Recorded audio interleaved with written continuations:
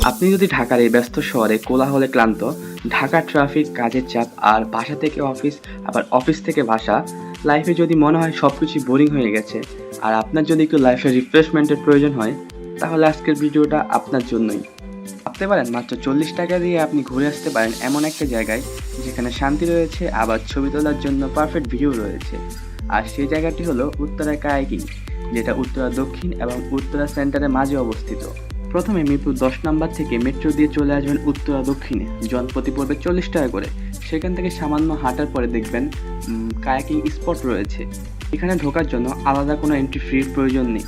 তবে হ্যাঁ, কায়াকিং করার জন্য জনপ্রতি 100 টাকা করে পড়বে, সময় 30 মিনিট। আর আমি আপনাদের সাজেস্ট করব বিকাল 5টার পর আসতে, কারণ এখানে তখন রোদ কম থাকবে, হাওয়া ঠান্ডা আর হাইলাইটস অন হয়ে থাকবে।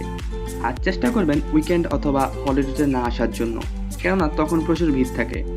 আর আমরা টিকিট নিয়ে প্রায় 2 ঘন্টার মতো ওয়েট করতে হয়েছিল, তারপর নৌকাগুলো পেয়েছি। আর কায়াকিং স্পটটি রাস্তার পাশে হওয়ায় কার পার্কিং নিয়ে ঝামেলা রয়েছে, তাই পাবলিক ট্রান্সপোর্ট অথবা বাইক নিয়ে আসার চেষ্টা করাই ভালো। ওভারঅল মাত্র 40 টাকায় ভাড়ায় এসে এমন ভাইব পাওয়া, সেটা রেয়ার।